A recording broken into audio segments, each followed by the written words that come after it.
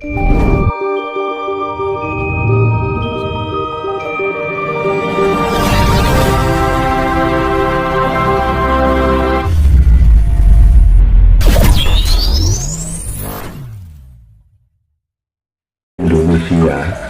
akan menjadi mercusuar dunia. Saya teringat pada episode beberapa yang lalu, Mas Terus kan sering mengatakan bahwa akan terjadi bencana yang lebih dahsyat. Dan terus yang saya tanyakan, Mas, bagaimana Indonesia ini menjadi mercusuar dunia ini akan terwujud jika kalau Indonesia akan terjadi bencana yang lebih dahsyat. Soalnya kalau kita logika, Mas, negara itu kalau sudah terjadi bencana terus pasti kan kehancuran. Nah, apakah semboyan bahkan amanah dari Bung Karno itu akan terwujud? Bagaimana pandangan Mas Terus? Monggo, Mas. Ya, ini langsung aja kalau masalah pembicarakan yang namanya ini menuju mercusuar dunia. Ya, intinya pada hal yang sifatnya itu adalah perdamaian dunia. Betul. Nah, gitu kan. Banyak orang yang berangan-angan atau menginginkan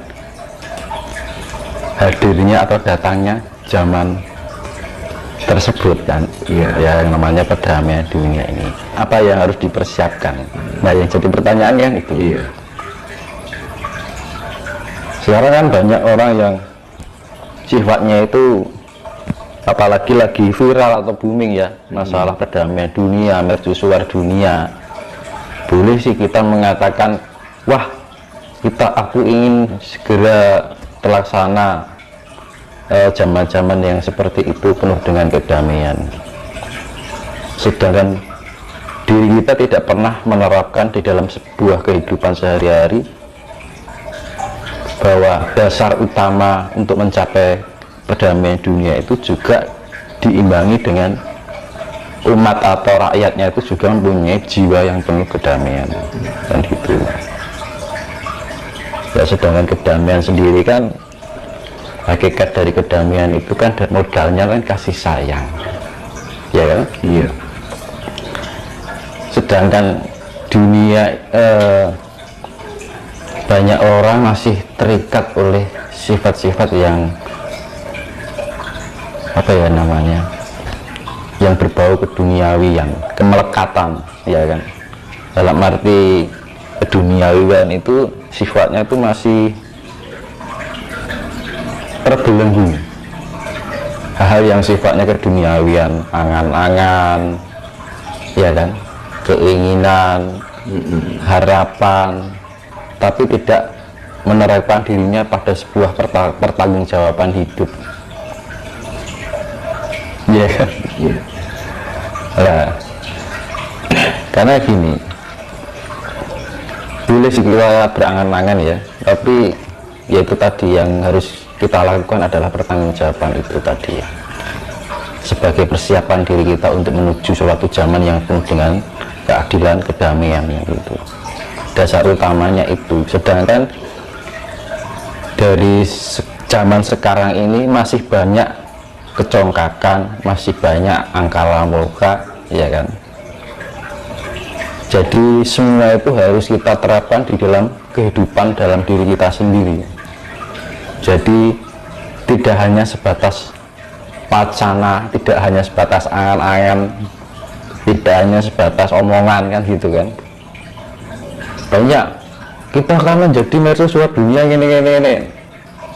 Tapi ketika diterpa masalah kehidupan masih terbawa belenggu emosional. Betul. Ya kan. Kena masalah ini itu goncang, kondisinya tidak tenang, ya kan, masih penuh dengan kekhawatiran hidup. Nah, itu yang harus kita waspadai kan, jebakan-jebakan seperti itu. Jadi kita jangan terbelenggu oleh suatu harapan tanpa kasunyatan. tanpa kenyataannya itu nggak ada gitu loh. Sama aja kan kosong. Ngomong kosong Mas ya. Ya. Kadang saya berpikir begini Mas Yunus, memang itu kan sudah menjadi cita-cita bangsa kita kan, akan menjadi garis dunia. Kadang saya berpikir, apakah mampu, ya kan? Sedangkan masyarakat saja, orang-orangnya saja, bahkan orang Nusantara sendiri, banyak yang bilang jati diri. Ya, satu contoh, kadang orang Jawa sendiri, ya, nggak mau mengakui Jawanya, masih terbelenggu dengan ajaran asing. Padahal itu kan merupakan salah satu syarat agar tujuan itu tercapai, terwujud. Nah itu bagaimana cara menyikapi hal seperti itu maksudnya? Ya karena bangsa kita ini sudah terlalu lama terbodohi. Sebenarnya negara ini pintar, cerdas, leluhurnya kita dulu. Iya, iya. Ya semenjak Majapahit ke sini itu pembodohan itu sangat luar biasa. Dengan cara diiming-imingi surga, diberi ancaman neraka. Nah, yang seharusnya itu orang bisa berpikir secara luas, tapi sekarang yang terjadi apa? Ketakutan. Tidak hanya itu aja. Jadi orang sekarang itu pengetahuannya hanya maksimal pada sebuah ayat itu ya. Kalau misalkan ini kasus nyata ya, bukan aku menjelekkan sebuah ajaran ya. Dunia ini begitu sangat luas, dan tidak hanya di bumi aja. Bumi ini adalah mikro dari alam semesta, dan kita mikro dari bumi ini. Bayangkan kalau kita membuat sebuah pengetahuan tentang kesemestaan, kalau kita berkaitan dengan nama atas nama Tuhan atau Allah, ini menyangkut semesta, universal, ya. Tapi pola pikir kita hanya dibatasi masalah keduniawian, ya kan? Bahwa dunia ini masih dalam ranah sifatnya itu apa ya? 3 dimensi. Dimensi ketiga dalam arti. Jadi masih penuh dengan ilusi. Sekarang gini, semesta hanya dibikin wacana sebuah pengetahuan yang diterapkan dalam tulisan dalam bentuk kitab. Kayaknya kan kok kecil sekali gitu loh. Nah, makanya orang Jawa itu nggak pernah membuat kitab. Kitabnya kitab tanpa tulis. Karena ditulis orangnya ada, buku itu tidak cukup untuk menulis pengetahuan jagat semesta ini. Karena selama ini orang itu terbelenggu kebodohan, itu hanya berpikir bahwa kehidupan ini ada di lingkup bumi saja. Padahal kehidupan di bumi ini penuh dengan ilusi. Ya, kita berangan-angan, itu ilusi. Jadi pikiran dan rasa kita itu terbelenggu oleh ilusi. Angan-angan, harapan, keinginan, kesedihan, ya, kebahagiaan, itu semuanya adalah ilusi. Akhirnya timbul halusinasi. Nah, makanya gini, dengan keadaan dunia yang penuh dengan kefanaan yang sifatnya fata morgana ini, penuh dengan ilusi, perasaan, pikiran, ya kan, terbelenggu oleh suasana-suasana keadaan,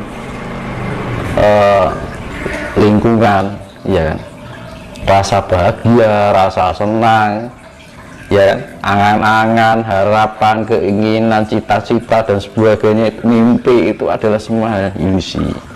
Nah, agar kita tidak terjebak oleh ilusi-ilusi tadi, itu kita harus meningkatkan tingkat kesadaran diri. Nah, fungsinya meditasi di situ sebenarnya.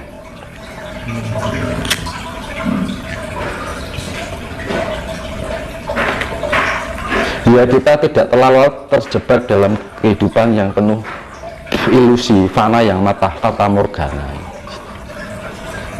Ya kan? Justru gini, orang yang sudah terlepas dengan ilusi, itu sifatnya kosong, netral, sifatnya tengah, tidak punya rasa khawatir, keterpa masalah tidak mudah bingung, tidak mudah suka, istilahnya tidak mudah bahagia, tidak mudah susah. Makanya dalam istilah Jawa dibilang ojo kagetan, ojo gumungan, kan gitu. Sekarang lagi ada begini aja, wah gimana ya gimana gitu kan. Banyak orang yang bertanya gitu kayak aku. Ya nggak apa-apa, alam itu hanya cuman berefleksi aja kan gitu kan. Kalau orang sudah mencapai tingkat mendekati netral, itu tidak mudah goncang.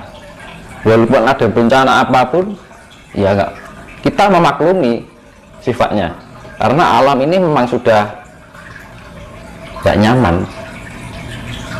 Makanya dia melakukan refleksi untuk menyeimbangkan dirinya lagi, membuat kondisi alam semesta bumi ini biar seimbang lagi, biar nyaman lagi, biar kemurniannya ada lagi. Sekarang baru ada ini heboh, ya, ada kejadian itu heboh, ya kan. Nah akhirnya apa, pikiran kita terombang-ambing, masih berpikir ini gimana, nanti gimana, ya. Oke, pikirannya tidak rasional, ya kan? Orang kalau sudah bingung, khawatir itu cenderung orangnya tidak berpikir secara rasional. Kalau sudah tidak berpikir secara rasional, akhirnya kesadarannya lemah. Nah gitu, larinya ya itu tadi, akhirnya apa, menyalahkan keadaan.